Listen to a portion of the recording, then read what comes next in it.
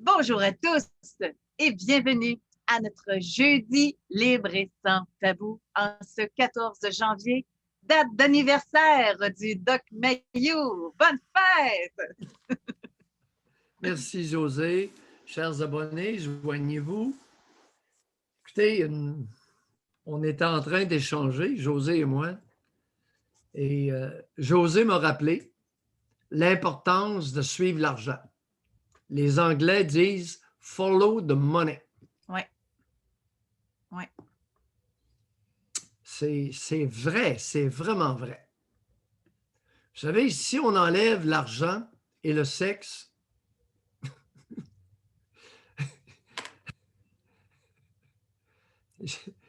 quel genre de société on aurait? Très différente. On enlève l'argent, plus de sexe, plus d'argent.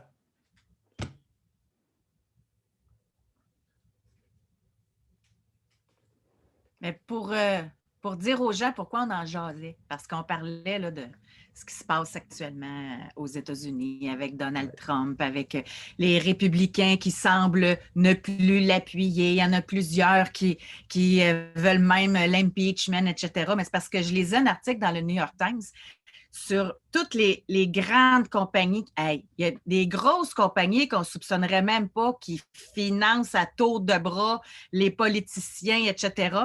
Et là, il y a eu un avertissement très, très clair, comme quoi que, tu sais, exemple, Amazon, il y a plusieurs banques également qui ont dit que tous ceux qui allaient continuer d'appuyer Donald Trump, bien, que ces grosses compagnies-là ne les financeraient plus. Fait que quand vous voyez à tour de rôle passer des républicains, je suis vraiment déçue, mais je ne peux pas appuyer Donald Trump. Bullshit, c'est parce qu'ils veulent leur financement, là. Tu sais, c'est... Follow the money and you will know where the power is. Et voilà. Alors, on part ça, ce show-là. Alors, je vois qu'il y a des gens qui ont déjà levé la main. Alors, on va y aller un à la fois. On va commencer par Anita, mesdames, messieurs. Anita, à vous la parole. Bonjour et bienvenue. Bonjour. Anita. Bonjour. Oui. Donc, c'est la première fois que je parle à ce meeting. Oui. Enchantée. Donc, j'avais besoin un peu d'aide pour ma réflexion parce que récemment, j'ai eu des accros avec ma mère et donc, Allez-y, continuez. Vous êtes bien parti. Vous avez eu des accros. Qu'est-ce que c'est un accro? Parce que nous autres, on vous écoute, là, mais on n'a aucune idée qu'est-ce qui est arrivé. oui. Donc, et c'est pas passé grand-chose en particulier. Oui, oui, oui. Il s'est passé une En fait, grosse affaire en particulier. Et c'est quoi la grosse affaire en particulier, Anita, que vous minimisez? donc, j'ai rarement eu le droit de parole. Et j'ai récemment décidé de parler. Oui. Disons que ça a éclaté en grosse colère et j'ai dit à voix haute ce que j'avais à dire, ce qui a fait que, eh bien, ils ont décidé, ils ne voulaient plus rien savoir, ils voulaient que je m'en aille de la maison. Donc, je suis partie assez rapidement. Et pendant le temps des fêtes, j'ai pas eu de nouvelles. Ça fait depuis cet été, en fait. Et pour la nouvelle année, ils m'ont souhaité pour la première fois une bonne année. C'était la première fois que j'avais un message d'eux. Et quand je suis passée pour aller chercher du courrier, ils m'ont accueilli comme si c'était rien passé. Puis Oui. Anita, vous avez 2 points que vous avez mentionnés. De longue date, il y a un historique d'absence ou presque absence, quasi-absence de droit de parole chez vous. Et là, vous avez décidé de dire quelque chose. Est-ce que vous pourriez partager avec nous ce que vous leur avez dit, l'essentiel? l'essentiel de vos propos et à qui vous avez proféré ces dignes propos. D'abord à mon beau-père. Mes parents se sont séparés, donc ça fait quand j'étais très jeune, alors oui. Anita, on va commencer par la fin, puis on remontera à la séparation après. D'accord. Alors, qu'avez-vous dit à votre beau-père? Ben, ça avait commencé avec ce que lui me disait, que je passais pas assez souvent de temps avec eux. Oui. Pour une raison, je les évitais, justement pour... Et Oui, mais Anita, beau-papa aime votre compagnie. Il vous reproche de ne pas avoir assez de temps pour lui. Est-ce que j'ai bien compris? oui, Bon, continuez. c'est assez flou. J'ai pas un très bon souvenir de ce que j'ai dit exactement. L'essentiel, c'est à quel sujet? Dites-nous à quel sujet. Même, répétez pas les propos, vous en rappelez pas. Vous étiez dans un état émotionnel intense qui fait en sorte que souvent, ces propos-là, on les a oubliés ou on remisé très loin. Alors, d'après vous, l'essentiel de votre propos portait sur quoi concernant beau-papa? On va y aller un à la fois. Beau-papa, l'essentiel du propos était... Le fait qu'on passait notre temps à ignorer les problèmes puis à faire comme si il s'était rien passé. Et, OK. et qu'il se préoccupait plus de sauver les petits-enfants en Afrique que de ce qui se passait dans la famille. OK. Vous avez mentionné ça à beau-papa? Quelque chose par rapport à ça. Ouais, à peu près, ouais. Hey, mais y a-tu dû être blessé, hein? En fait, c'est ma belle-mère qui a commencé à trouver que j'avais pas d'allure. Puis, pas ma belle-mère, pardon, ma mère. Eh, Oh, maman est venue à la rescousse de beau-papa? ouais, Dois-je comprendre? ouais. Non, non, non. Et quel âge a beau-papa à peu près? Il approche de la cinquantaine présentement. OK, autour de la cinquantaine. Et maman chérie a à peu Oh non, près? pardon, le beau-parent est plus proche de la quarantaine et ma mère est dans la cinquantaine. Ah, beau-papa a même pas 40 ans? Il a dépassé la quarantaine, oui. Je Ouais, sais pas. à Ouais, peine, mais il est plus jeune, une décennie de moins que votre mère. ouais. Ouais. Bon, Vous avez oh, quel âge, Anita? Bientôt 25 ans. OK. oui, mais Anita, êtes-vous une belle femme? Un peu, oui. En écoutant vos émissions, j'ai cru comprendre. En fait, il y a eu beaucoup d'indices de. Disons qu'il était plus intéressé par moi que ma mère. Je veux dire que ma mère était moins intéressée à moi que mon beau-père. Synonyme. Ouais. Les deux sont vrais.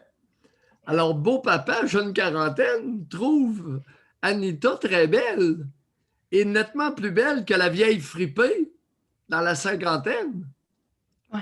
Osez, on a un méchant problème dans les bras, là. Ouais, ouais. Votre mère, pensez-vous qu'elle ressent tout ça? OK. Ben, j'ai pas bien compris votre question. Est-ce que votre mère le ressent, l'intérêt incroyable de votre beau-père vous concernant? Hmm, sincèrement, je Anita. suis pas sûre, mais Anita. oui, ouais, en fait, oui, ouais. Anita. Vous avez C'est 25 ans, là. c'est principalement pour ça que ouais, elle m'a encouragée à partir. Ah Ou ah! plutôt, ouais, elle avait hâte que je m'en aille. Anita, la pulsion sexuelle étant ce qu'elle est, chers auditeurs, nous avons un problème. Beau papa a nettement une préférence sexuelle dans la piole. Il préfère la belle-fille à la conjointe avec qui il couche. Ça fait longtemps qu'on s'entend pas très bien, mon beau-père et moi, là. Et on peut comprendre. Donnez-nous une couple d'exemples de l'intérêt Les tapes sur les transgressif fesses. de beau papa. Pardon? Les tapes sur les fesses. Ah ouais. Depuis combien Jusqu'à d'années? quel âge? Ouais. Jusqu'à ce que je lui dise que je voulais plus, donc assez récemment. Oh, Je dirais 20 21, 22 ans. oui, oui, à 21, 22. À part les tapes sur les fesses, racontez. Énumérez. Euh, euh, c'est sûr que comme j'ai fait du sport quand j'étais au secondaire, il a été une fois mon coach et donc il était entouré de belles filles. Euh, sinon, Alors, son intérêt pour vous. hmm, Vous coachez dans quel sport? volleyball. Ouais. Les culottes sont très dévoilent beaucoup l'imaginaire. Pardon, je vais Oui, mais me moi, c'est contrôler. vos seins qui m'intéressent. Oh, j'ai presque rien. Je suis une planche. Ouais. J'ai plus de fesses que de seins. Oui, mais ce serait son regard, d'après vous, Hmm, plutôt vers votre poitrine ou vers vos fesses ou vos cuisses? hmm. Ben, comme il me tapait souvent sur les fesses, je dirais mes fesses, mais Vous ou allez mes finir cuisses. par le croire, Doc, qu'il y en a qui aiment les fesses. Disons que je portais pas beaucoup de décolleté. J'étais Hmm. pas très à l'aise, probablement à cause de ça, maintenant que je pense. Parlez-nous de vos lèvres. Hmm, j'ai jamais eu de commentaires sur mes lèvres, alors je pense qu'ils Parlez, sont parlez-nous de vos lèvres. Pulpeuses, absentes. pas plus pulpeuses ou absentes. Je dirais que très ordinaires. Oui, les lèvres très ordinaires. Chers auditeurs, spectateurs, croyez-la pas là-dessus. Elle a de mauvaises lèvres. Il faudrait que je me regarde dans le miroir plus souvent. Vous savez, les lèvres ont différentes fonctions, ma chère Anita. N'est-ce pas? Vous en êtes où avec votre sexualité? J'ai, ça, c'est un de mes grands problèmes. Euh, ben, grand problème, c'est que c'est une fois par semaine, des fois une fois par mois. C'est, j'ai pas une sexualité très présente. Oui, mais qu'est-ce que vous faites une fois par semaine ou une fois par mois? On n'a aucune idée, là. Ah, je veux dire, j'ai une relation avec quelqu'un depuis 2 ans, donc c'était mon euh, deuxième personne avec qui j'ai une relation. Deuxième fréquentation. Deuxième fréquentation, oui, Et merci. quel âge a le numéro 2? Même âge que moi, 25 ans. Homo, hétéro, d'après vous? Ah, hétéro. Et il vous écoute beaucoup, c'est lui qui m'a introduit en fait à l'émission et OK. il s'est déjà posé la question À Laquelle? savoir, oui. à savoir s'il était attiré aux hommes ou pas. Mais il... Madiou, des fois, tu me gênes. Non, mais c'est parce que vous ne trouvez pas ça que déjà qu'il se pose la question, qu'il y a un petit mais, drapeau, mais là? lui aussi, en fait, c'était des problèmes avec sa sexualité, mais euh, j'ai- il me raconte souvent Oh. qu'il avait une très grande sexualité avec son ex euh, et ça s'est mal fini. Il a ses propres problèmes. Je ne veux pas mais parler à sa place. Il va probablement venir parler à un moment donné quand il sera C'est prêt. Mais ça. Il s'est déjà posé la question s'il était homo ou hétéro? si, ben, il est vraiment très attiré par les femmes. Là. Il voit c'est que il s'est déjà posé la question. Il y a des fois je pourrais pas dire, mais pourquoi il s'est posé la question, mais OK. moi-même, je me pose la question si je suis attirée aux femmes, mais je pourrais pas le dire. Ah, c'est intéressant. Ça nous amène à l'orientation. Ça fait que vous n'êtes pas sûr d'être Ben, à un je seul pense pas, parti? c'est ça, je suis pas sûre d'être à un seul parti, mais je sais que ben, les hommes, je trouve ça excitant. Et Je, les femmes?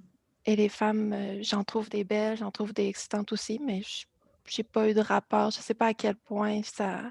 Est-ce que c'est seulement dans mes fantasmes ou en réalité? Je sais pas. OK. Alors, il n'y a eu aucune expérimentation du côté féminin? Non. OK. Mon amoureux m'encourage, mais je sais pas, je suis pas encore rendue là. Il vous encourage à aller explorer du côté féminin? Ben, à explorer aussi du côté masculin, là, Ah, il vous incite à aller prendre de l'expérience? Oui, mais disons que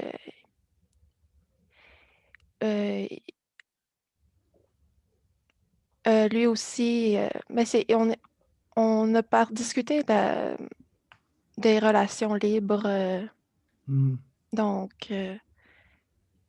comme c'est lui qui a amené le sujet, moi je sais pas encore à quel point je suis intéressée, mais OK. c'est ça, c'est encore timide. OK, on va reculer un peu pour revenir à votre beau-père, votre beau-père. On l'appellera plus comme ça. Vous allez l'appeler par son prénom. Oh, Dorénavant, Mais il y pas a un dans prénom, l'émission, mais là. Mais pas dans. dites-nous-les pas. C'est ça. ouais, ben, c'est pour Oui, ça que, C'est ça. ouais. mais vous l'appelez, non, non, c'est pas un beau-père, là. C'est un homme qui vous convoite sexuellement, n'est-ce pas? On a bien Mhm. compris? Ouais, Puis il vous convoite plus qu'il convoite votre génitrice. ouais. Alors, non Euh, seulement vous n'avez pas de père dans ce substitut-là, mais vous n'avez pas plus de mère. Et racontez-nous un peu, avez-vous un géniteur ou si votre mère s'est fait inséminer? non, mon père, en fait, très différent. C'est sûr que lui, j'ai peut-être des soupçons aussi un peu. Il doit me trouver aussi un petit peu attirante, mais il fait attention, là. Mes parents se sont séparés quand j'étais très jeune et il dit lui-même que c'est pas le meilleur modèle. En fait, il est l'antithèse du bon père. Puis il aime bien dire ça. Mais euh, l'antithèse dans le sens, il fume du pot, il boit, puis il vit tout seul dans son appart. C'est. Anita, Oui, vous avez mentionné qu'il vous trouve un peu attirante, c'est ce que je pense, oui. mais il fait attention. Ouais. Racontez-nous ça. C'est intéressant. Ben, bon, des fois, tu sais, il va souvent me dire je t'aime, mais je lui dis pas en retour parce que c'est plus, j'ai pas de relation amoureuse avec mon père, donc j'ai Mhm. j'ai essayé de lui glisser un mot là-dessus, mais il va falloir que j'y revienne. Sacrée beauté, ça pose des problèmes. C'est pas drôle d'être une belle femme. Les bonhommes dans la famille vous convoitent. Il y a pas, c'est Les bien, spectateurs, ouais. on s'en va où avec ça? Pauvre belle femme, elle ne peut pas avoir la paix dans la famille. Oh, À part de vous dire je t'aime, racontez. euh, euh, disons que je venais souvent chez lui, puis à un moment donné, j'ai décidé d'arrêter parce que c'était quand même un homme qui vivait seul dans son appartement. Ça lui est déjà arrivé de se promener en caleçon devant moi, puis j'avais 18, 20 ans, donc je lui ai dit que j'étais pas à l'aise avec ça. Ça m'est arrivé qu'il n'y avait pas le caleçon aussi, là, mais je l'ai jamais vu bander devant Attendez, moi. Anita, attendez, allez pas trop vite, là, parce que là, il y a des auditeurs qui ne l'ont pas catché, celle-là. Là. Ils ne l'ont pas attrapé au vol. Alors, il lui arrivait de se promener en caleçon. Ouais, en sortant de la douche pour sécher, il préférait être en caleçon. Chez lui, tout seul, où je suis là, il le fait aussi, là, mais bon. Et là, vous avez rajouté que des fois, il n'y avait pas de caleçon. Ouais, Parce que moi, ça s'est j'en arrivé porte pas de une caleçon, mais fois, puis je me promène jamais nu-fesse. ouais. Oui? Mais là, maintenant, je vais plus chez lui. Une fois, il est arrivé quoi? C'est arrivé une fois qu'il s'est promené sans caleçon, puis là, je lui ai dit non. Là, que... Attendez un peu. Vous étiez où? Sans Chez lui. caleçon, ce que ça veut dire qu'il y avait les organes Il était tout nu. génitaux à l'air. Il était tout nu. Bon, merci. Pardon. Alors, racontez la scène. J'aime ça. Puis vous aviez quel âge à ce moment-là? Je me rappelle pas exactement, mais je devais avoir 18-20 ans. Là. 18-20 ans, une femme adulte. Ouais, Oui, au ça fait cégep, pas longtemps, ouais. ça fait 4-5 ans. Bon, il est tout nu. Racontez la scène.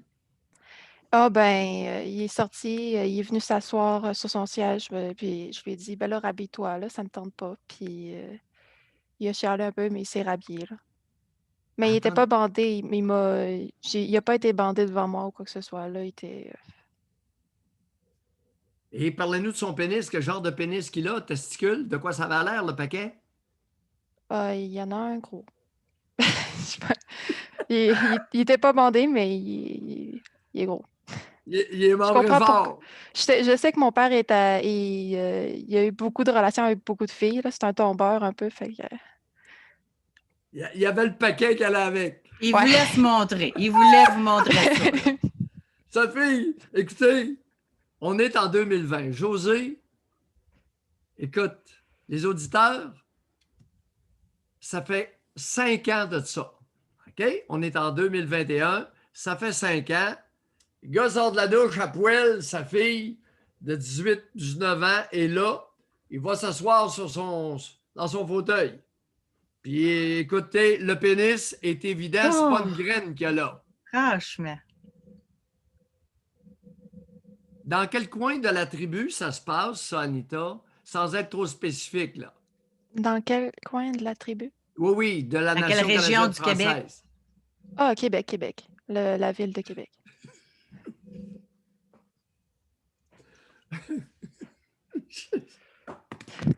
Vous savez, alors, il était à jeun ou il avait poté avant?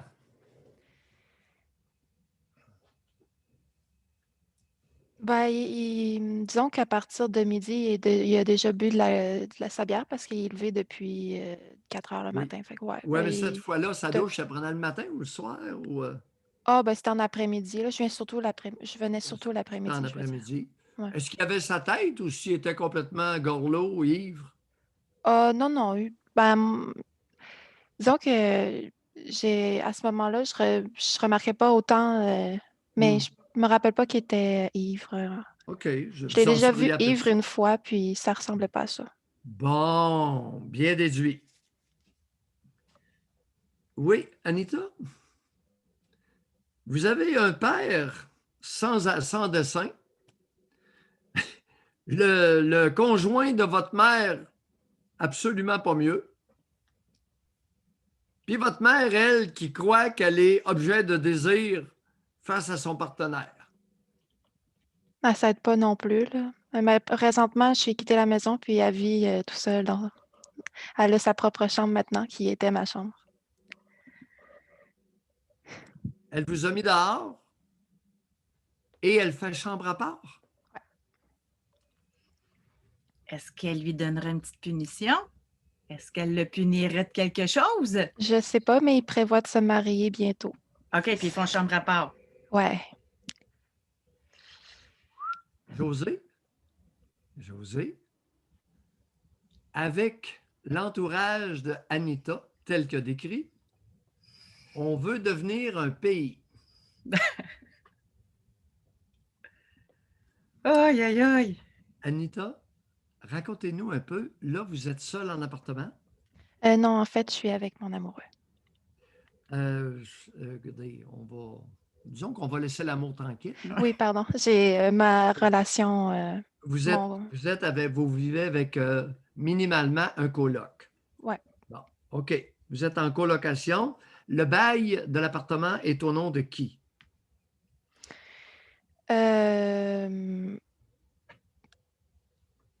C'est compliqué. Oui, Présentement. Parce qu'on vient à peine en fait, je viens à peine de déménager dans un appartement plus grand, donc. Mais c'est qui a signé le bail? C'est moi. Le bail est uniquement à vous? Ouais. Vous hébergez le coloc? Ouais. Il vous donne combien par mois? La moitié, là. OK. Vous lui faites payer la moitié du loyer? Ouais. La nourriture? À date, je paye beaucoup. Mais lui aussi, il va payer, mais quand, par exemple, la facture était pas mal grosse, il va me donner la moitié du montant, des choses comme ça. Il paye aussi, là. C'est ça, c'est une situation particulière à cause de la COVID, puis le fait qu'on n'a pas d'emploi, c'est un peu Oui. Vous avez quoi comme revenu? un salaire minimum. Et lui, dans quel domaine il œuvre? Euh,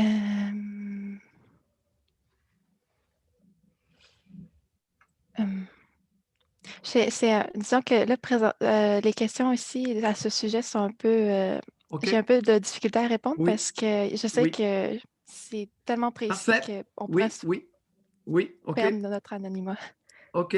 Alors, Anita, dans colocation, le bail est à vous. Ah, vous avez comme insinué que des fois, vous payez pour lui.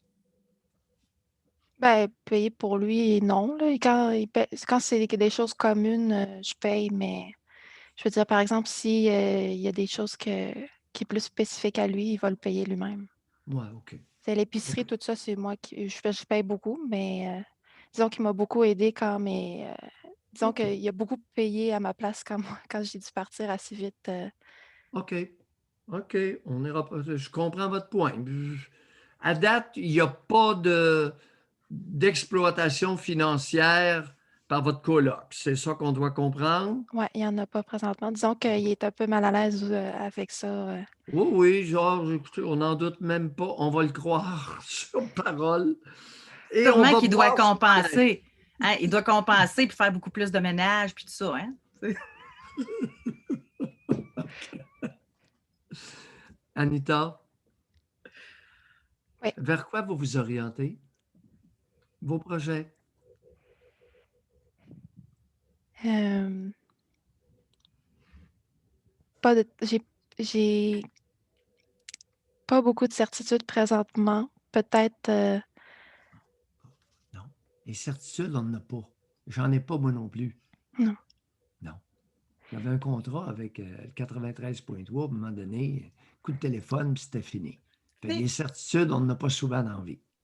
Vos projets, qu'est-ce que vous projetez? Qu'est-ce que vous aimeriez? Vers quoi vous vous orientez? Vos projets.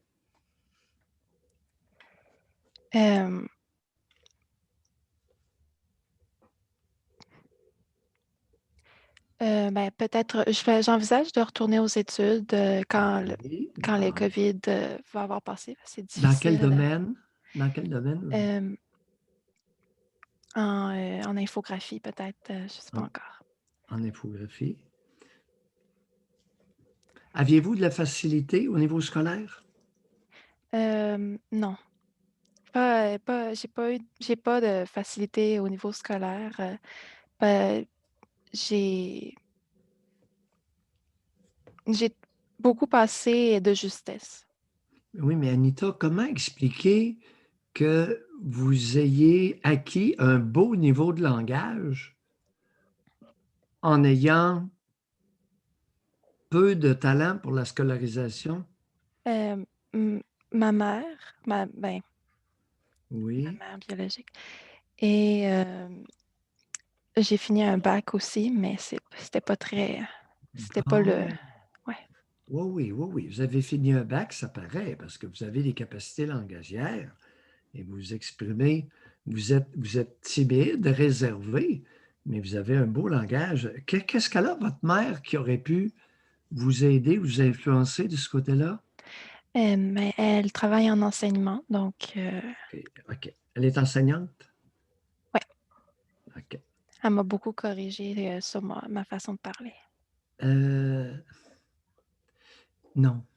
je référais pas aux corrections de la bonne femme. Je référais à l'acquisition du langage, d'un beau langage, bien formulé.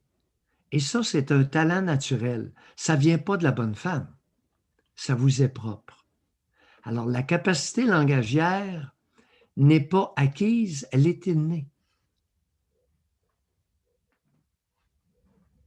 Alors, il ne faudrait pas que la bonne femme s'attribue ou que vous lui octroyiez des talents naturels que vous avez.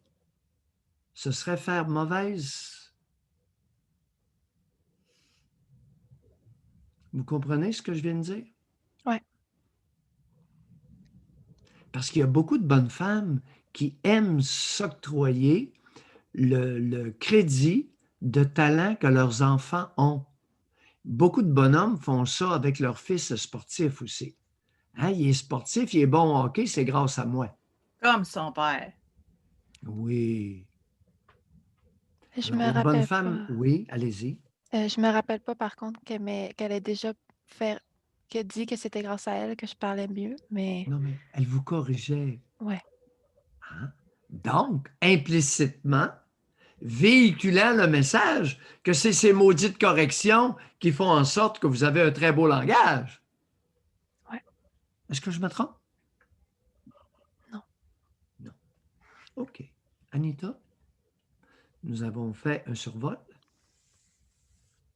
Intéressant, ce qui est en train de se passer, 25 ans. Vous pouvez, dans un certain temps, nous en donner des nouvelles. Merci. Bye. Bye. Il y a beaucoup de choses dans cet appel-là. Hein? Reflet, appel intitulé L'état de la nation canadienne-française dans beaucoup de cas de jeunes femmes de 25 ans. Est-ce que les abonnés, spectateurs, vous croyez que je me trompe? Les nouveaux, peut-être. Mais ceux qui sont avec nous depuis un bout, on commence malheureusement à trouver que c'est un classique. Représentatif, minimalement, oserais-je dire, 40% des jeunes femmes de 25 ans vivent ce qu'Anita a raconté. Autant avec le conjoint de la génitrice qu'avec le père biologique, le géniteur. Vous avez entendu?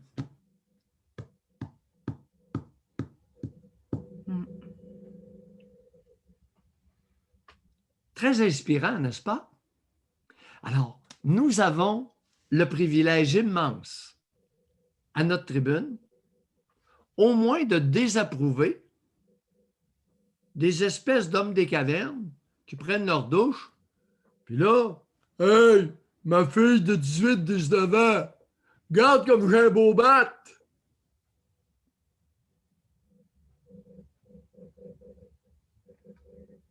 Osez.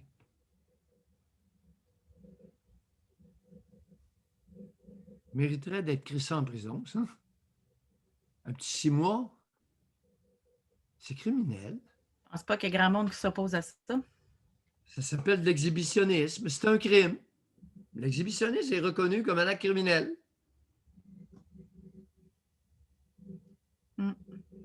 On va s'asseoir sur le siège, la fille mal à l'aise. C'est une jeune adulte. Elle n'a pas besoin de voir la grosseur du bat de son père. Voyons! C'est complet. Tong-tong la calotte. Tong-tong. Alors, on poursuit. Carl, bonjour. Bonjour, vous allez bien? On vous écoute? Oui. Moi, dans le fond, j'appelle aujourd'hui parce que là, j'ai eu vraiment la plus grosse claque qu'on pourrait dire dans ma vie. J'ai toujours eu tendance à tout perdre autour de moi. Puis là, récemment, c'est comme je suis au bout du rouleau de tout ça. Là. Je suis vraiment plus capable. Je ne sais plus quoi faire.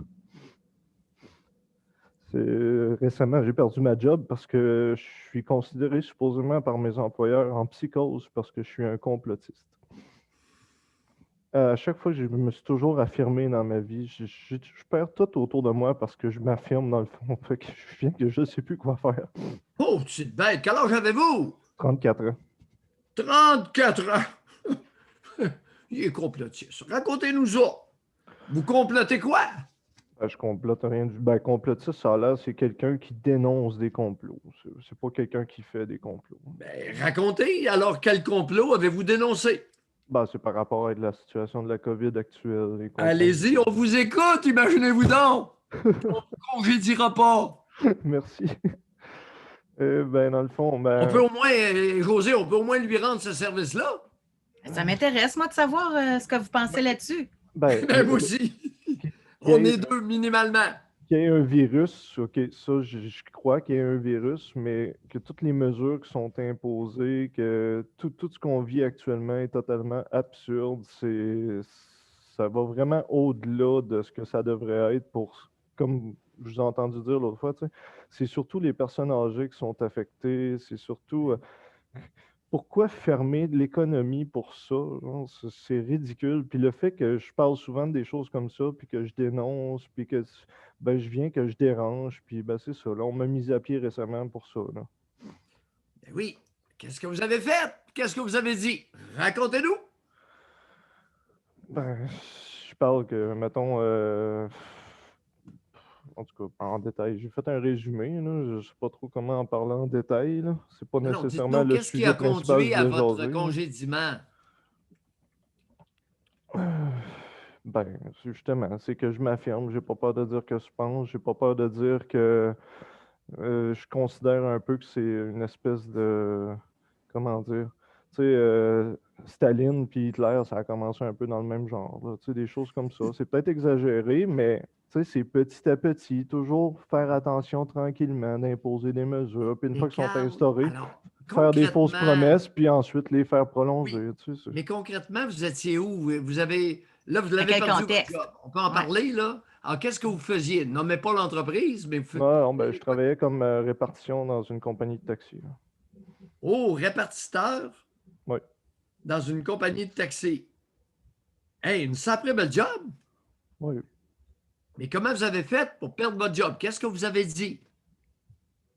Ben, ça, à vrai dire, dans le fond, là, c'est parce qu'avec le couvre-feu, il y a eu, ils ont fermé le poste de nuit, puisque ça ne valait plus la peine. Là. Il y a peut-être 3 appels durant le quart de nuit. Donc, fallait qu'ils slackent quelqu'un. Puis en y pensant comme du monde, vu que j'étais celui qui dérangeait le plus, ben, j'ai été le candidat idéal. Oui, comment? Comme répartiteur au travail. Oui. Qu'est-ce que vous avez fait ou dit qui a fait en sorte que vous étiez le plus dérangeant? Au travail. Ben, c'est parce que j'exprimais souvent mes idées, on pourrait dire complotistes. Là. J'en parlais souvent aux gens. Même s'ils n'étaient pas d'accord avec moi, j'élaborais mon point de vue, j'essayais de les faire réfléchir. Oui, au Bref, travail. Avec qui? Avec les conducteurs de taxi? non, ben, avec mes collègues aussi, je n'étais pas le seul à travailler à la répartition. Là. OK. Il y a plusieurs postes. Tu sais, mettons, il y a l'adapté, j'ai mon superviseur en chef qui gère les 2 départements, il y a les boss de l'autre côté. Puis, fait qu'à chaque Est-ce fois, c'est toujours que puis que le vous étiez sujet conscient? Oui, est-ce que vous étiez conscient de créer un malaise autour de vous? ben, il me le laissait pas comprendre. Là. Il m'écoutait quand même. Puis, Hmm. à la limite, si ça faisait pas, il s'éloignait, c'est tout. Là. Et vous, le fait de créer des malaises, ça ne vous dérangeait pas au travail? Ben, je croyais pouvoir éveiller des consciences. Là. Ah, alors vous aviez un deuxième travail. Et si j'aime ça, éveiller les consciences. Les consciences ne voulaient pas être éveillées, vous n'avez pas compris? Ben là, je comprends. Oui. Mais là, Je ça comprends prend du parce qu'ils temps. me disent que je fais une psychose à cause de ça. Pardon? Ils m'ont, la raison de ma mise à pied, c'est je fais une psychose. Ils Bon. vous ont dit ou que vous êtes diagnostiqué? Ils m'ont dit. Basé sur quoi? Une évaluation psychiatrique? Non. Aucune. Avez-vous déjà été évalué en psychiatrie? Bon, c'est arrivé une fois, puis à la limite, le psychiatre m'a dit que je faisais une légère dépression. Il y a combien de temps la légère dépression? 2 ans. La légère dep, il y a 2 ans? Oui. Est-ce que vous prenez des médicaments actuellement? Non. Aucun médicament? Non. Et qui vous a dit en particulier, sans le nommer, là, mais quel poste occupe la personne qui vous a dit que vous étiez psychotique? Le boss. Ah, ouais. Et il a une formation avancée en psychiatrie. Non. Il y a quoi comme formation, votre boss, pour vous dire que vous êtes psychotique? Hmm. Je ne saurais même pas vous dire, j'ai jamais osé demander qu'est-ce qu'il y avait comme formation. Ouais. Mais en tout cas, là, ça en vient un peu à tout ça, mais tu sais, c'est comme je vous disais, dans ma vie, j'ai toujours tout perdu, puis ça, le fait que comment je me suis senti dans le fond, là, c'est ça fait des années que je me sens comme celui qui est à terre, puis qui se force de se relever avec une énorme pression, puis eux autres, ils m'ont juste donné le coup de grâce, genre. J'ai Carl, braillé dans le bureau quand ils m'annoncent, c'est ça. Carl, vous Non, en je suis avez désolé. profité pour exulter de la souffrance enfouie profondément. Est-ce Ouais, que il y a c'est ça. possible? C'est possible. Oui, ça fait longtemps que j'accumule, puis que je continue quand même de garder la tête haute. Puis Bon, là, ben, ça m'a j'ai vraiment braillé mis. dans le bureau comme une madeleine. Ouais, on peut voir ça comme ça. Est-ce que c'est possible? Ben oui. Hein. Bon. J'ai bien dit comme une madeleine et non pas comme un Arthur. Ah non, j'avais compris. Ouais. Ouais. Mais même si vous considérez ça gonzesse, ben, fallait que ça sorte un moment donné. Là. Wow, ben là, il fallait que ça sorte. Ben oui, dans le bureau du boss. Crécarl, 34 ans. Vous en arrachez, hein? Oui. Ouais. Oui, parce que là, Et vous êtes. Est-ce qu'il est possible que vous soyez pas pire pour donner des coups d'âge dans le fond de votre chaloupe? des fois, oui, c'est rendu que, comme justement, j'ai tellement été habitué de perdre puis de l'abandon que oui, des fois, je provoque moi-même l'abandon. Ouais, vous sabordez, oui. Ouais, je sabote Oui, moi-même mon bateau. oui. Saborder, pas saboter. Saborder. Saborder, c'est un coup d'âge dans le. C'est couler le bateau. Saboter, c'est truquer les moteurs. OK, ouais. Saborder, couler le bateau, vous-même. Aïe, aïe. Puis vous n'êtes pas le seul. Non. Mais ça fait des années que, justement, je reste fort, puis je fais au mieux, puis là, ben, je sais pas, c'est un surplus, je suis plus capable. Ouais. Non, non, ça vient tannant de. Écoutez, là, après ça, il faut réparer les trous dans le fond du bateau qui est en train de couler. Hey, c'est pas comique, là. Non. Mais en quel honneur que vous donnez des coups d'âge dans le fond de votre bateau pour le couler? Probablement masochiste, j'en sais rien. Non, non, il y a des explications. Ça ne vient pas tout seul, ça. Racontez. Qu'est-ce qui vous a amené à vous autodétruire, à saborder votre vie? Et là, on pourra remonter à très loin, je pense. Ben écoutez, j'avais seulement 34 ans, on ne remontera pas bien loin, là. Ils sont pas trop fatigants, là. Alors, mais vite comme ça, je sais pas. Là. C'est la voie qu'on va prendre. Au lieu de dénoncer des complots, on va essayer de dénoncer ceux qui nous ont amenés à donner des coups d'âge dans le fond de notre bateau alors qu'on est dedans. Puis il y a 8 pieds d'eau. Le bateau, là, il n'y a pas 40 pieds d'eau, mais il y a quand même 8 pieds. Après ça, il faut leur sortir de l'eau, réparer le trou. Aïe, aïe! J'ai eu beaucoup de confrontations avec mon père, que j'ai voulu y exprimer bien des choses, que Ouais. moi, je sentais que ma vie un peu était... je la Ouais. sabortais peut-être à cause de lui. Ben, à cause de lui, c'est à cause de moi, mais ce que j'ai vécu avec lui n'a pas aidé, dans le fond. Qu'est-ce que vous avez vécu avec lui? Ben, justement, pas grand-chose, parce que mon père, c'était un Père Noël. Là. Les fausses que je pouvais jaser avec, ben, la seule chose que monsieur fait, c'est... Mettons, là, je vous parle, là, vous prenez le temps de m'écouter, vous prenez le temps, puis après ça, on a un échange. Mon père, tu lui dis une phrase, tu n'as même pas le temps de commencer une autre phrase, puis il te fait déjà la morale, genre. Ça a toujours été comme ça. Il est toujours en train de juger de... Ah, lui, comme s'il était parfait, genre. Dans quelle sphère qu'il travaille, quelle œuvre, votre géniteur? Ben, il a été longtemps ouvrier chez Bombardier. Un ouvrier spécialisé à gros salaire, évidemment. Oui. Combien qu'il peut gagner? 40 $? Ah, 45? 25. Pardon? 25. Il y a combien d'années? Ben là, Ça fait à peu près 4 ans qu'il ne travaille plus là. Ouais, mais il est sorti à quel salaire horaire? Ça, je ne sais pas. Écoutez, j'ai Oh, perdu contact avec lui pendant un bon moment à cause qu'on a eu un malentendu, là. Ben oui. Et votre génitrice? Ma génitrice. Euh, Il y a des réactions, José, que ça, votre génitrice part à rire. Un part à rire. Pas chanceux, Carl. Allez-y. disons, ben, moi, je l'ai toujours considéré comme un peu spécial, là. Disons qu'elle n'a jamais été de main morte, ni avec moi, ni avec ma sœur. Sauf que moi, j'ai souvent évité la confrontation parce que ma mère, ça pouvait en venir jusqu'au lac assez intense, là. Est-ce qu'on peut appeler ça de l'intimidation? Oui, Est-ce qu'on peut appeler ça de la violence envers un enfant? aussi. Mais c'est surtout ma sœur qui a écopé. Moi, j'étais trop intimidé quand j'étais jeune pour. Mais je sais qu'à mes 15 ans, je m'étais entraîné beaucoup les arts martiaux, des choses comme ça. Puis la dernière fois que j'ai vu ma mère être violente avec ma sœur, je l'ai confrontée, puis je lui ai demandé d'arrêter. Puis là, elle m'a regardé en voulant dire, ça va être toi le prochain si tu continues à me parler. Puis j'ai carrément dit en la confrontant, ben écoute, moi je me sens assez fort pour être capable de t'en foutre une, toi avec, si tu m'en fous une. Puis ça l'a arrêté là. Ouais. Eh boy. Ça fesse au Québec, hein? Oui. Avec un impact négatif incroyable. Alors, à votre insu, est-ce qu'il est possible que vous sabordiez, que vous vous auto-détruisez? Par habitude, peut-être? Je sais pas. Non.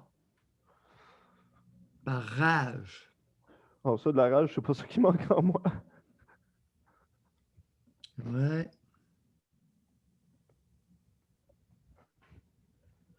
Rage accumulée et refoulée en bas âge Oui.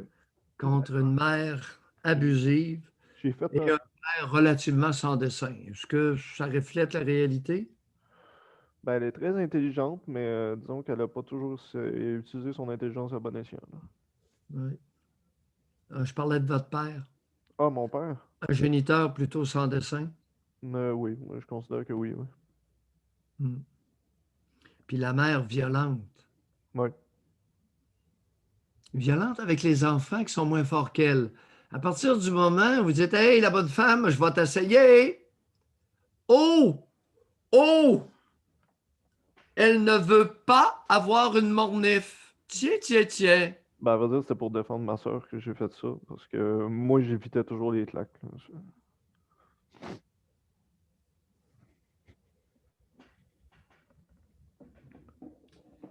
Il y a quelqu'un qui écrit que parmi les complotistes, il y a beaucoup de personnes enragées, il y a beaucoup de personnes extrêmement frustrées, il y a beaucoup de personnes qui ont été violentées, il y a beaucoup de personnes qui ont été écrasées. Donc, dès qu'on sent qu'on est écrasé selon quelque chose, on se révolte. Ouais, beaucoup de révoltés. On se révolte de façon sabordante, autodestructrice. Je l'avais jamais vu comme ça, merci. Bonne réflexion, Carl. Bye. C'est Carl. Bonne journée. Que ça plaise ou pas, spectateurs abonnés, l'inconscient existe. C'est-à-dire qu'on peut répéter des comportements jusqu'à 34 ans, jusqu'à 60 ans, dont la motivation nous échappe. Mais la rage, la rage, là, tu sais, on pourrait juste à entendre Carl. Tu sais, on sentait qu'il y avait de la tristesse, on sentait, je dis ça respectueusement, mais il n'est pas épeurant, là. Tu sais, il a pleuré dans le bureau du boss, c'était piteux, pitou. Puis je dis ça gentiment, là, c'est pour mettre l'image.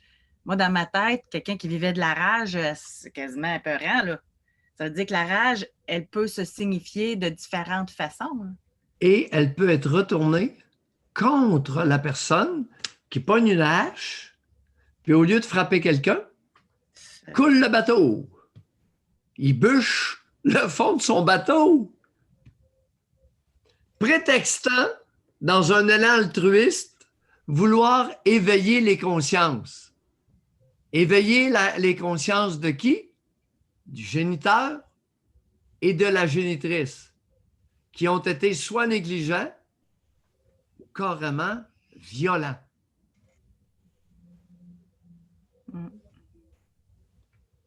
Sais-tu que ce matin, nos appels sont très représentatifs de l'état de la nation canadienne-française? Une 25 puis un 34. Ouais. Si on ne corrige pas notre façon d'élever nos enfants, on ne peut pas rêver à avoir un pays. Oubliez ça. C'est une expression. Non, mais c'est parce que la façon dont vous le dites que ça détourne tout le temps, je trouve, le message. On le sait maintenant que vous ne parlez pas de faire un Québec libre, là. Tu sais, quand vous dites l'expression « avoir un pays », c'est avoir du monde qui ont de l'allure dans notre nation, là. Oui, peu importe la formule que ça aura. Mais vous ne pouvez pas avoir une collectivité forte avec beaucoup de personnes qui ont vécu ce que nous a raconté Anita et Carl. Ce que nous ont raconté Anita et Carl, 25 et 34 ans. On ne peut pas avoir une collectivité forte. Moi, j'appelle ça un pays. Ah ouais. C'est une métaphore. Qui se réalise ou pas, c'est pas ça qu'est le point. La façon de prendre soin des enfants amène une force collective. Convoitise sexuelle de fillettes et de jeunes femmes à l'intérieur des familles. Violence de la part des bonnes femmes envers les tout-petits. Collectivité pilulée, ultra-médicamentée, drogue, complotiste, alouette. La mère est importante. C'est elle qui porte l'enfant puis qui a une paire de mamelles. Le premier jus nourricier sort d'elle.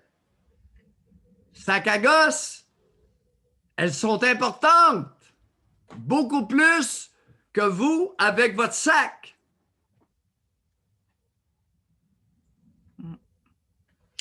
Poursuivons. Nous allons parler avec Chris. Bonjour, Chris. Oui, bonjour, vous m'entendez bien, c'est bon? Oui, très bien. Ouais, merci beaucoup. Je suis content, j'ai acheté mon chandail de aller réfléchir. Fait que ça va pouvoir en faire réfléchir une couple quand je vais me promener avec. C'est super. C'est bon, merci. Super. Je voulais vous remercier aussi pour l'émission. C'est très chouette. Doc Mayou et José vous écoutent libre et sans tabou. C'est super génial. Lâchez pas. Fait que j'avais 2 points, si je pouvais me permettre aujourd'hui, justement, avec le Doc Mayou et toutes les autres qui écoutent, bien évidemment. Il y avait un point qu'on avait soulevé, Doc, la dernière fois, puis c'était en lien avec ma réadaptation là, dans ma situation d'être aveugle et tout. Puis je voulais dire que j'avais des idées noires, là, des fois, là, quelques fois, à l'occasion, ça m'arrivait, puis c'est difficile, justement, de vivre avec ça, là, fait que je me demandais là, si on ne pouvait pas décortiquer quelque chose ou avancer quelque chose pour justement être en paix avec ça, puis arrêter justement d'être tout le temps en tabarnak, là, parce que ça vient, c'est fatigant à long, là, fait que oui. Je vais vous en discuter. Deuxième point? Le deuxième point, ben, c'est ça, on avait aussi parlé là, qu'il fallait, ben, pas qu'il fallait, parce que c'est plutôt que, ouais, ben, accepter. Ai-je à l'accepter? Parce que c'est inacceptable si on veut, mais c'est à quoi la différence entre bon, OK, je ne l'accepte pas, j'ai de la misère à l'accepter, puis être en paix avec la situation. Je sais pas non, si la ligne accepter de vivre avec. Accepter de vivre avec. Et s'adapter. Ouais, mais ça, j'ai un peu de misère pour là. En tout cas, c'est mieux que ce que c'était, là, mais j'ai un peu de misère. Mais c'est sûr que moi, mon but dans l'idéal, ça serait de. C'est pas accepter d'être aveugle, c'est accepter de vivre avec la cécité. Ah, Ah, ben OK, fait que ça revient un peu à dire être en paix avec ça, avec la situation, si on veut. Ah oui, oui, oui. Fait que, S'adapter. Hmm. S'adapter. Puis lorsqu'on est enragé, ben, lorsqu'on est comme votre prénom, et dans cet état-là, on ne pourra pas s'adapter bien gros, n'est-ce pas, Chris? ouais, ça, là, j'avais vraiment pas vu ça de cette façon-là. Ouais, j'avoue. Bon point. C'est-à-dire, Ben que j'ai le nom Chris, puis on est en Chris, puis on est tout le temps en Chris. C'est bon. oui, Ça tout le fait temps bien. en Chris, on ne pourra pas s'adapter. Ouais. Ben c'est ça. Alors, en Canada, parlez-nous de vos idées noires. Qu'est-ce que vous avez eu comme idée noire? Racontez. Ben, les premières idées noires que j'ai eues, moi, c'est quand je suis couché puis je dors, c'est là je suis bien. Puis quand ma journée commence, ben là, je viens en crise. Puis des fois, quand j'essaie de m'adapter avec les outils que j'ai dans ma vie courante, pour dans l'aveugle, si on veut, ben c'est là que je me dis, ah, asti, là, ça va mal, là, fait que j'aimerais ça partir, puis m'en aller de l'autre bord, puis avoir la paix, puis enfin libérer. Mais quand je dors, c'est là que là, je suis bien, parce que là, j'ai la paix, puis je dors. Mais quand je me réveille, ben, c'est là que je me mets à être en Qu'est-ce crise, que vous avez eu comme idée noire? ben, de vouloir mourir, là. C'est-à-dire, M'enlever la vie, mais je ne veux pas trouver comment encore, parce que dans ma perception à moi, je me dis, ben, tant qu'à le faire, je vais m'en manger pour le faire, pour ne pas souffrir et pas me manquer, parce que je n'ai pas envie de me manquer. Tant et qu'à le là, ça faire, fait combien d'années que vous avez des idées noires? Hmm. Ça fait 5 ans à peu près. 5 ans. En avez-vous parlé avec quelqu'un, à quelqu'un? Ouais, j'en ai parlé avec une psychologue. Oui, et quelle a été la réaction de la psychologue? Racontez. C'était genre, ben, c'est pas très une bonne idée de s'en aller l'autre bord. Il y a d'autres solutions qui existent. Tu vas faire de la peine à ceux qui restent, etc. Là, à peu près, là, grosso modo, que je peux Elle dire. a Là. essayé de vous culpabiliser? Ah, ouais, ouais. Ça, j'ai pas vraiment porté attention à ça, mais maintenant que je vous entends le dire, ouais, ok, ouais, ça a du sens, encore une fois. Mais moi, c'est votre histoire de vous en aller de l'autre bord qui m'interpelle. Racontez-nous ça, votre voyage de l'autre côté. Ben, moi, en tout cas, je ne sais pas si je peux commencer comme ça, mais j'ai une croyance, fait que ça m'appartient aussi, bien évidemment. J'ai une croyance qui fait que je ne l'ai pas faite, puis c'est que je me dis, si je le fais, puis que je passe l'autre bord, on dit, ça a l'air, qu'on dit qu'on va payer 100 fois pire que ce qu'on a là. Ben, c'est tabarnak, ça ne me tente pas d'y aller. Finalement, ça ne me tente pas d'avoir 100 fois pire que ce que j'ai là.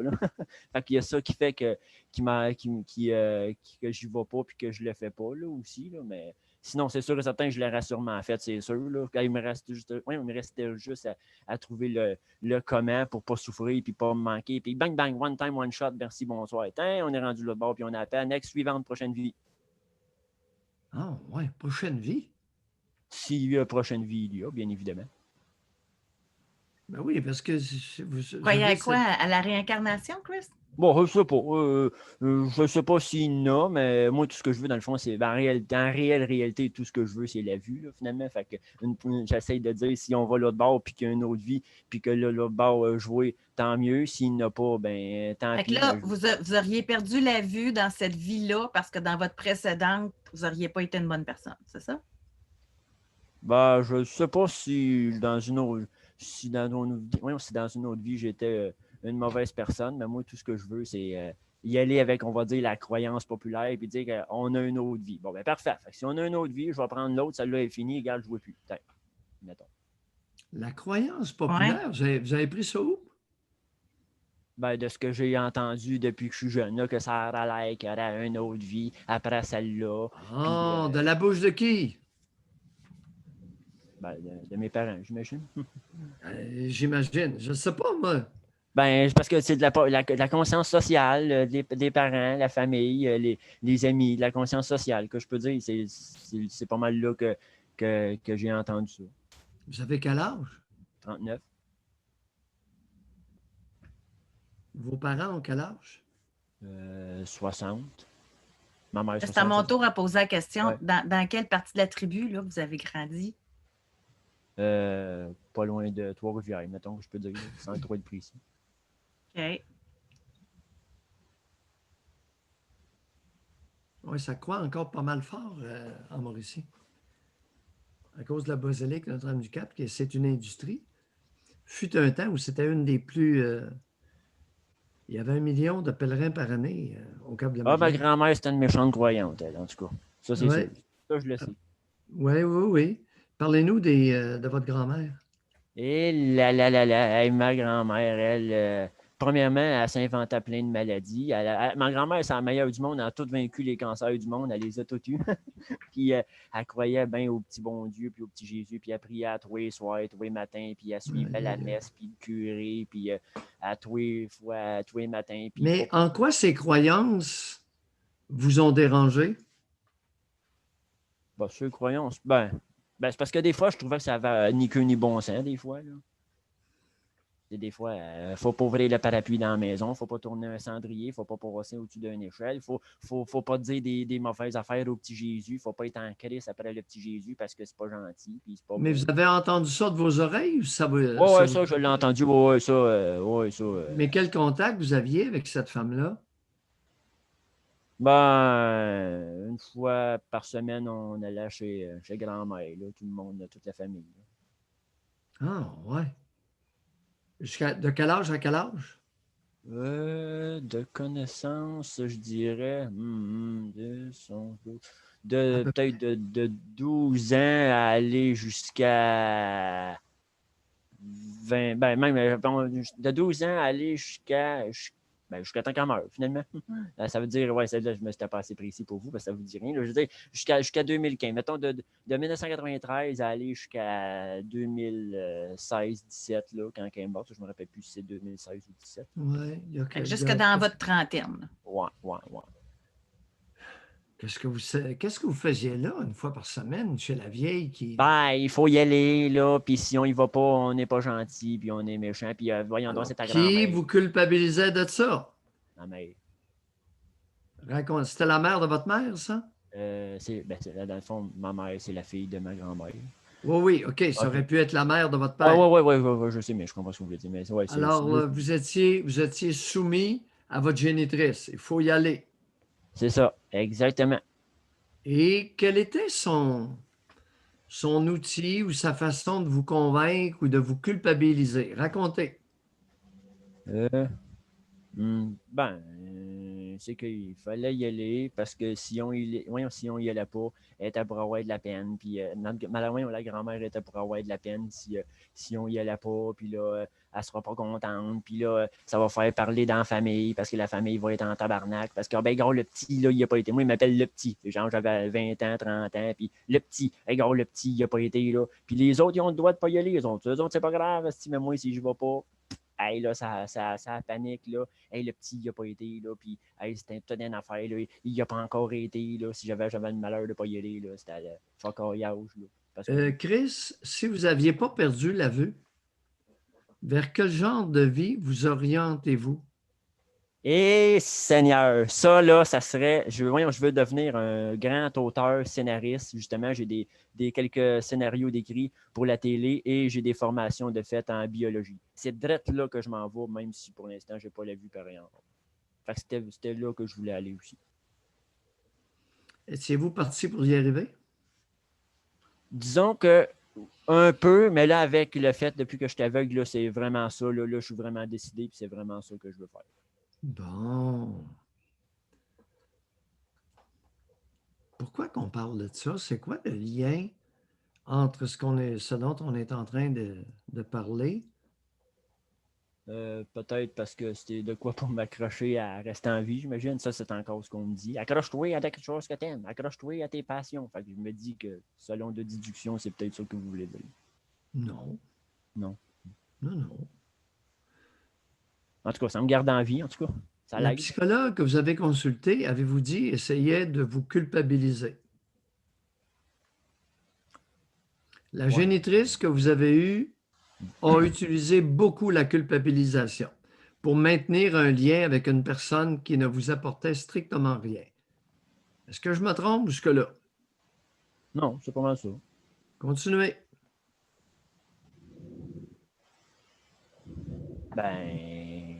C'est pas mal ça, là. C'est qu'il fallait Vous y savez, aller. Chris, je soupçonne que vous étiez en tabarnak longtemps avant d'être aveugle. Ah, ben ça, oui, avec les tabarnaks à l'école qui n'ont pas arrêté de m'intimider. Si j'avais pu, je leur aurais tout collissé une volée un par un, les sacraments. Ben, une chance, j'avais des amis qui m'aidaient. Un ami, excusez, pas des. Non, non, nuance. Un ami ou deux à peine qui m'aidaient. Mais il y a bien longtemps que j'aurais pu crisser des volées au monde au tabarnak qui n'arrêtait pas de m'écœurer quand j'étais jeune. Asti, oui. En quel honneur que vous étiez intimidé à l'école? Parce que j'avais des grosses lunettes de fond de bouteille, puis je voyais pas bien, puis regarde, si Chris, il voit pas bien, il regarde, là, les fonds de bouteille, puis gars, il voit pas bien, puis il a pas vu le ballon, puis tu sais, mettez-en, là, il y en avait de l'intimidation, puis du primaire à aller jusqu'au secondaire, mais pire à mon secondaire. Hein. Ah, les tabarnaks, je m'en rappelle encore.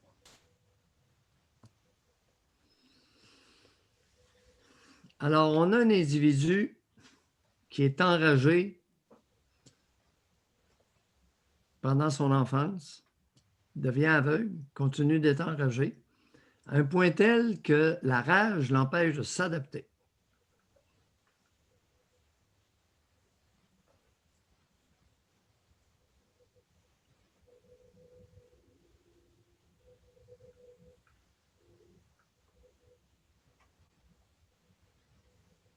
À quoi vous êtes en train de penser? Ben, je pense à ce que vous dites, puis oui, vous avez vraiment raison. Quand je vous écoute, quand j'entends dire un gars qui est enragé, puis que c'est la rage qui fait, on va dire, le piège, si on veut, parce que ça m'empêche d'avancer, il faudrait que je me trouve une place ou un endroit sécuritaire pour moi et pour les autres, peu importe, pour libérer ma rage, puis avoir enfin la paix, puis me libérer de cette hostie de rage-là. Mais au moins, grâce à votre émission, ça fait le travail tranquillement, pas vite. Au moins, tant mieux. Oui, oui, oui. C'est un piège dans lequel votre inconscient vous a attrapé. Exactement. C'est exactement ce que j'apprends aussi dans mes cours de biologie. On appelle ça même, dans mes formations, un piège biologique même. Mmh. Ouais, un piège psychologique dont votre génitrice est responsable en grande partie. Où étaient vos parents pendant que vous faisiez intimider à l'école? Ah, ils n'étaient pas là. Ben, je leur en disais pas parce que je sais pas pourquoi je leur en disais pas. Où étaient vos enseignantes pendant qu'on vous ridiculisait, qu'on vous traitait de nom gros comme le bras dans les cours d'école? Ben, il n'était pas là. Il n'y avait pas de prof. Ben, il y avait des profs dans la cour d'école, mais il était pas là. Et surtout au secondaire. Au secondaire, là, puis même des fois, il y en a un, là, il était là, puis il disait rien. Il trouvait ça drôle, lui. Avec les autres. Il riait avec les autres. Il se fait intimider. J'étais en éducation manuelle et technique là, pour travailler le bois, puis des trucs comme ça. Puis moi, j'avais de la misère avec le Chris à voir les millimètres puis les centimètres après la règle en métal. Puis il y avait plein de monde qui n'arrêtait pas de m'écœurer. Puis le prof, il s'en encore, lui, il trouvait ça Avez-vous drôle. été bousculé physiquement? Ouais, j'ai été bousculé physiquement. Ouais, découpé d'un cul par le monde. Je m'étais fait pousser d'un casier à l'école. Puis quand j'arrivais dans le cours d'école à Polyvalente l'hiver, il y a des bandes, des balles de neige qu'on me lançait dessus aussi avec de la glace. Puis il y a une fois, j'ai réussi à en coller un bon coup de poing sur la gueule à quelqu'un. Puis là, il n'y a plus personne qui a parlé. Puis il a dit: Ouais, tabarnak, là, Chris, il en a donné un bon coup. Là, ça les a calmés. Mais c'était passé, là, mais c'était la seule fois que j'ai pu me défendre quasiment dans toute ma Chris, vie. je vous ferai remarquer que vous avez 39 ans, donc c'était il y a 30 ans, 25-30 ans. Hein? Depuis 25-30 ans, on a investi particulièrement un tas de milliards dans l'instruction au Québec. Comment le tas de milliards peut-il être compatible avec ce que vous décrivez? Expliquez-moi ça. Peut-être parce qu'on ne crisse pas l'argent à bonne place ou qu'on c'est pour bien pareil, peut-être. On crisse l'argent là, ça paraît bien. Ah, on a mis l'argent là, c'est plus notre problème. Genre, peut-être. Comment des jeunes peuvent être à ce point non surveillés?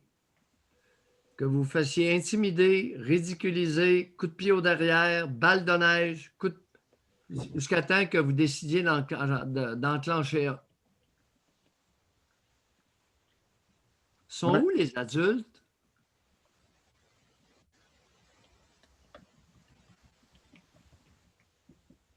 C'est ça qui est fascinant aujourd'hui. Les technologies évoluent, la science avance, mais les structures aussi, mais l'être humain, des fois, là, et là, ça fait dur. Et j'ai bien dit un tas de milliards depuis 30 ans. Pas de surveillance dans les cours d'école.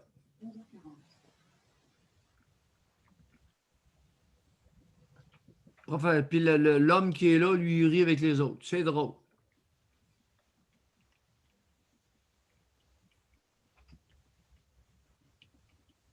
Pas fort, des fois, hein? Vous savez, José, c'est un mauvais matin pour l'avenir de la nation canadienne-française.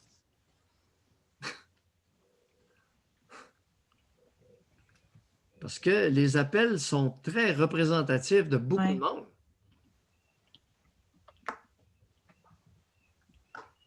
Puis maintenant, je fais comment? Je recule dans le temps, je fais un acte symbolique pour tout libérer ma rage. Comment je peux faire maintenant pour m'en libérer?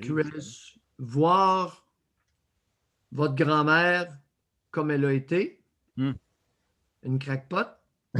Ouais. Voir votre mère comme elle a été, une soumise à quatre pattes devant la crackpot, qui vous a obligé à la soumission dans un état de rage intérieure importante, assorti de beaucoup d'intimidation par les pères. Méchant plat de salade le matin? Mais j'en travaille. Bye, Chris. OK, merci. Allez, bye.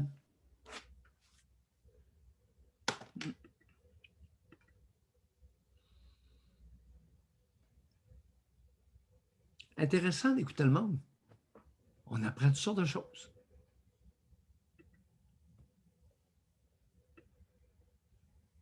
Mais je pensais pas, parce que 39, c'est pas vieux, là. Je pensais pas que la religion pouvait être encore aussi omniprésente. Puis je pensais pas non plus... Moi j'ai vécu ça, là, chez ma grand-mère, il y avait les soupers tous les dimanches, il fallait pas qu'il en manque un. Puis, mais je pensais plus que c'était encore comme ça. Jusqu'à temps qu'elle meure, la vieille maudite. Le tort disparaît pas.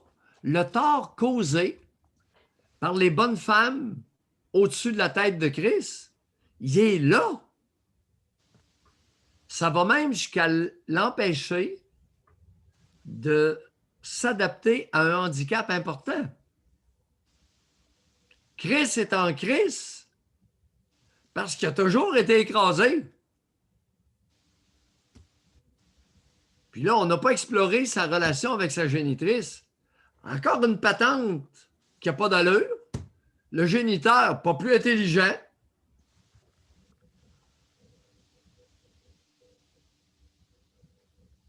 Voir les adultes qui nous ont, nos parents, les adultes significatifs, comme ils ont été.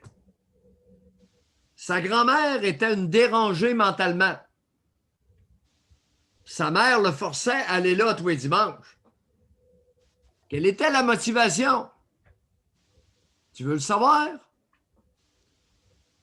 La crackpot avait de l'argent. Ben, c'est ça, on le sait pas, mais on s'en doute. La crackpot avait de l'argent. Et la mère voulait hériter.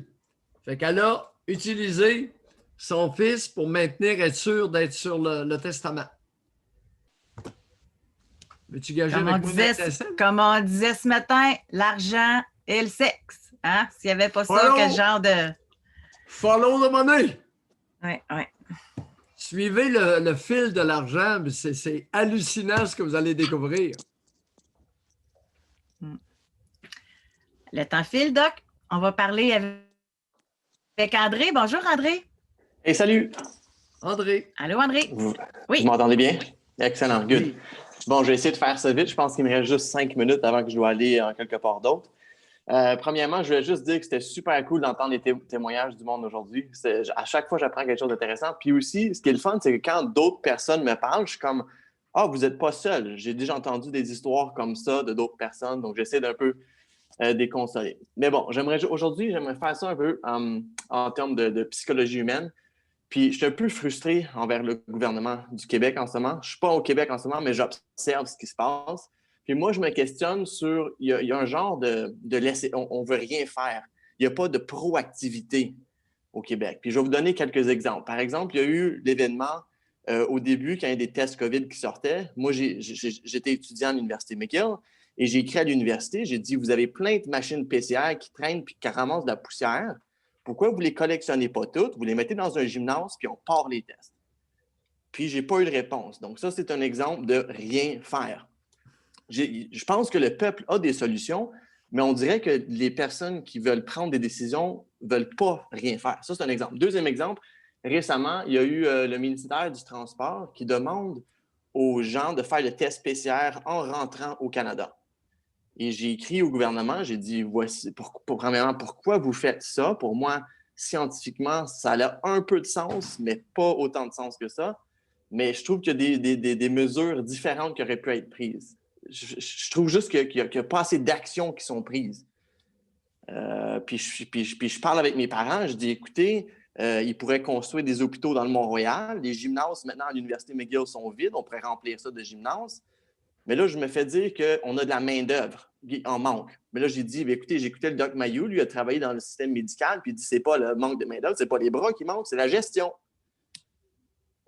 Donc, c'est juste des endroits où je trouve qu'il y a des solutions qui pourraient être prises, mais on dirait que les dirigeants ne veulent pas prendre ces solutions-là, puis je me questionne de pourquoi ils ne veulent pas faire des actions, mais plutôt ils restent là, ils ne bougent pas, puis ils disent couvre-feu, on ne bouge pas.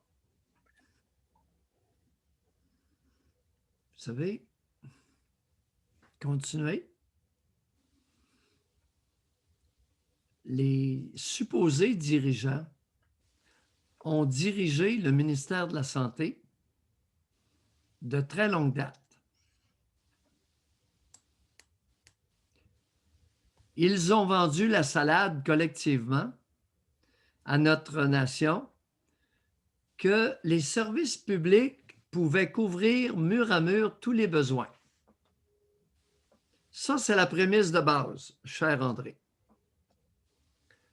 Le réseau public peut prendre soin du peuple dans tous ses besoins. Est-ce que c'est vrai? Non, d'après moi, non. La réponse, c'est non.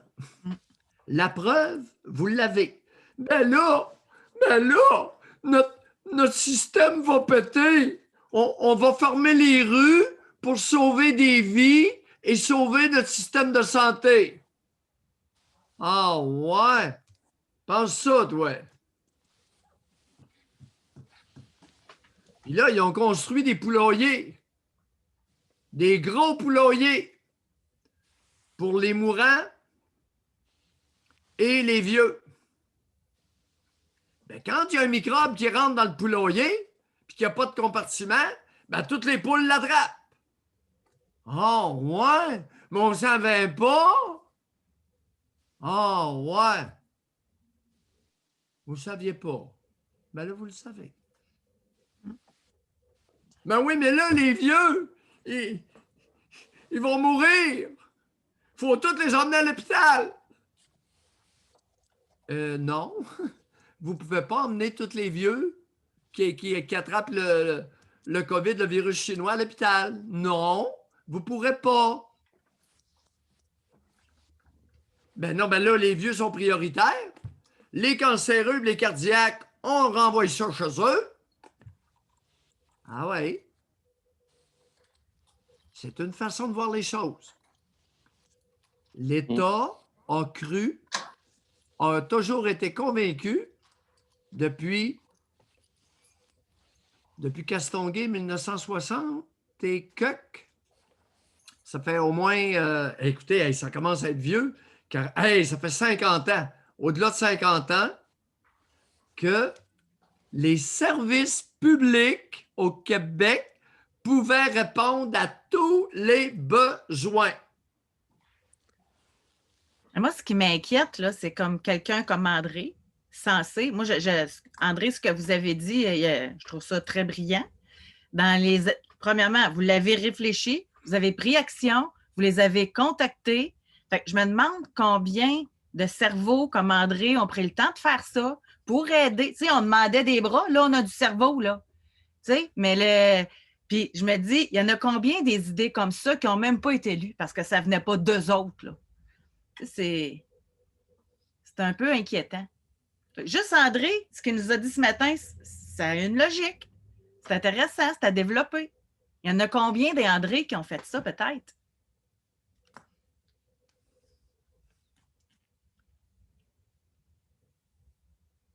André a dû quitter. Il nous l'avait dit de toute façon. Oui. C'est quoi le problème? Est-ce qu'il y a un problème avec les écoles privées au Québec? Il y a des écoles publiques et des écoles privées. C'est quoi le problème avec les écoles privées? Puis en plus, les maudits ramassent les meilleurs. Hey, ça, c'est plate en tabarnouche. Non, c'est pas juste, là. C'est pas juste, c'est ça qu'on Non. entend. Non. Puis là, il va arriver quoi avec les maudits hôpitaux privés? Les maudits Richards, pleins aux as, ils vont aller se faire soigner avant nous autres. C'est-tu admissible? Les maudits hôpitaux privés vont faire de l'argent?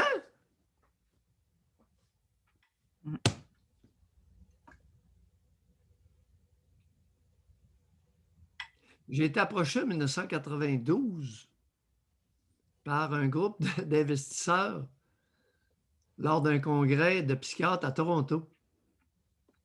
Des investisseurs américains qui voulaient construire des hôpitaux privés au Québec. J'étais psychiatre, je ne sais pas ça. Je savais que la côte était immense parce que un Québécois sur deux est un socialiste. Ça, je le sais. 1 sur 2 est capitaliste. Alors, tant qu'il y aura cette dichotomie dans la nation canadienne-française, polarisée à 50-50, on ne pourra pas faire. Par contre, le nombre peut changer. Et ça, je te prédis que les cliniques privées, mini-hôpitaux privés, c'est en train de se faire et ça va se faire. Mais moi, ce que je trouve très déplorable, c'est que autant écoles privées que hôpitaux privés, dans notre système qu'on a présentement, si tu veux prendre ton abonnement, parce que ça coûte de l'argent, il faut que tu aies un abonnement, que tu payes pour avoir accès à la clinique privée médicale, ils ne t'enlèvent pas de l'argent de tes impôts que tu donnes pour le système. Fait que tu payes aux deux places, là. Exact. Puis l'école privée, c'est la même affaire, là. Ils payent aux deux places, là. Puis ils payent un... Fait que c'est comme si, non, si tu veux ça, il faut que tu payes. Tu n'as pas le droit de choisir. Tu ne peux pas choisir. C'est paye partout. C'est ça que je trouve dommage, moi. Non, regardez, là, il y a une chose qu'on va mettre au clair. Dans les hôpitaux privés,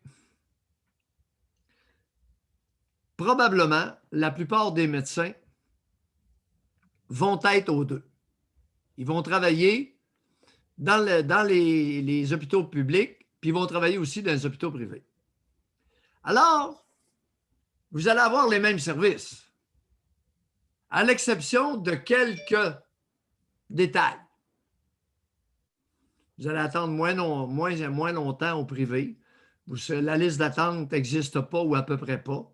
Alors, il va y avoir des choses comme ça, mais le geste médical va être rendu souvent par les mêmes médecins.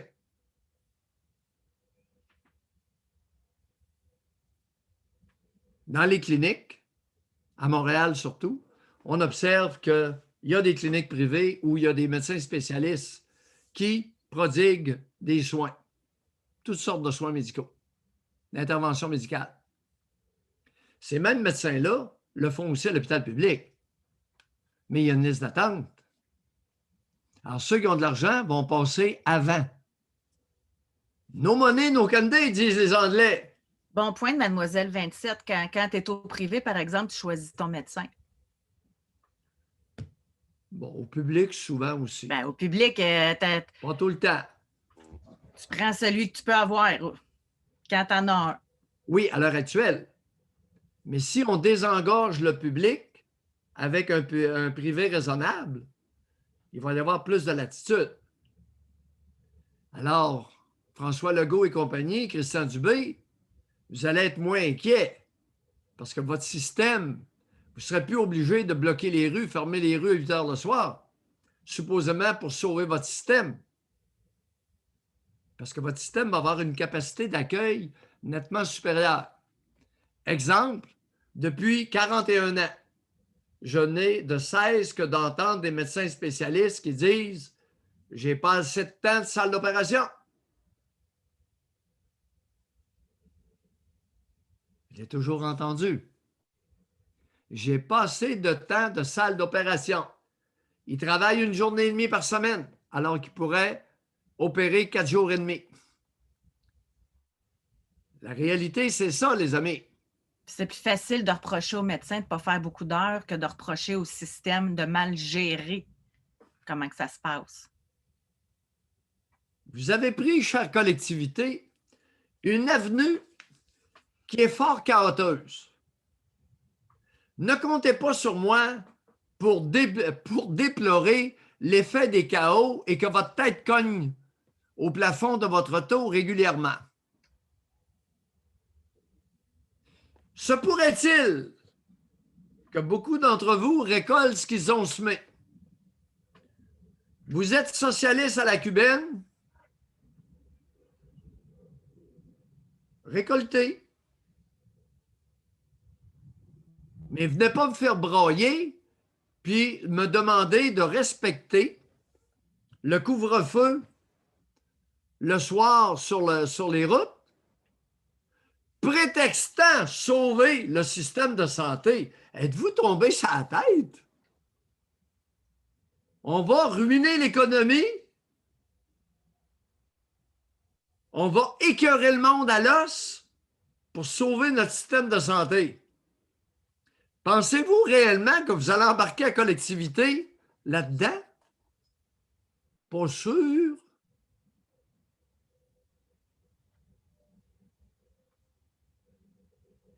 Montréal, ils se plaignent le matin. Aux nouvelles, là, la mairesse Plante est dans tous ses états. Là, ils se plaignent de je ne sais pas trop quoi, là.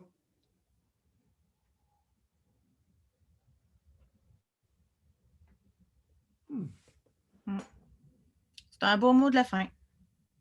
Oh, je ne sais pas, excuse-moi, j'avais perdu la notion du temps. Je ne sais pas trop, là, je déparle un peu. Écoute, non, il y avait des commentaires qui disaient que vous étiez très en forme pour votre journée d'anniversaire de 72 ans. C'est parfait, ça. C'est une affaire que je me demande. Oui. Je me demande si des fois, je ne devrais pas être un peu moins en forme. Pourquoi? Ça t'arrive-tu, toi, de te demander ça? Non, moi, j'aime ça être en forme. Non, oui, moi, j'adore ça être en forme. Comment se fait-il que quand je suis en forme, j'ai l'impression d'être dérangeant un peu plus? Quand je suis moins en forme, je dérange moins. Mais vous n'aimez pas ça déranger? Il semblait que vous aimiez ça? Non? Je sais pas. Si vous n'étiez pas dérangeant, premièrement, on aurait moitié moins de Patreon. En partant. José, t'es toute une collègue.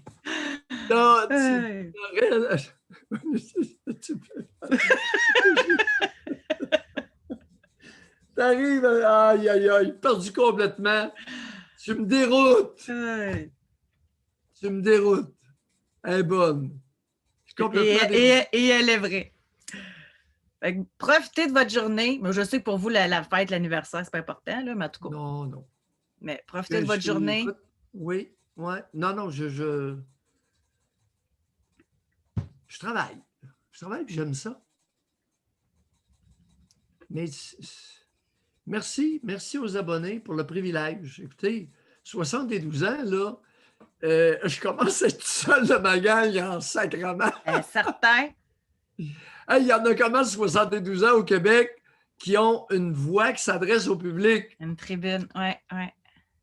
Ben, il y a le liseur de nouvelles à TVA, là, comment il s'appelle? Pierre Bruno. Quel âge il a? Je ne sais pas, hein? Quel âge il a, Bruno? On va vous dire ça, là. Pierre Bruno. Pierre Bruno est né en 52. Ah ben, il est bien plus jeune que moi, je suis né en 49. Il il a 3 ans de moins. Puis lui, il lit les nouvelles. Le téléscripteur.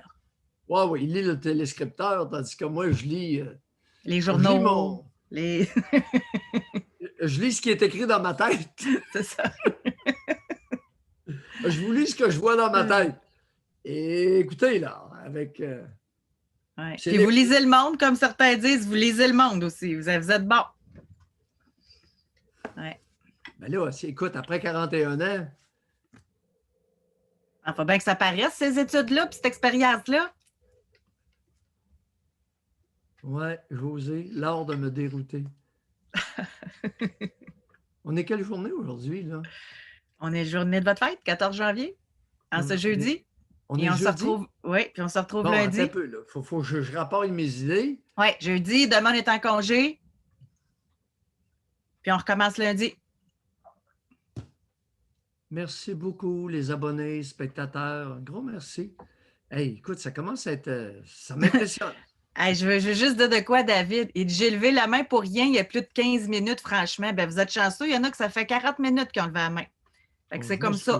Bon, Non, je vais me on va vous en faire, vous excusez. Quand David, là, on va prendre sa main levée puis que vous allez prendre du temps avec lui, là, il va te dire hey, je m'excuse, je prends du temps des autres. Non, il va être content que vous preniez le temps avec lui. Comme ceux qui ont levé la main aujourd'hui, on a pris le temps pour eux autres. Bon. Voilà. Merci, chef d'orchestre. Ça fait plaisir. Alors, passez une belle journée. Passez un beau week-end et on se retrouve lundi. Bye.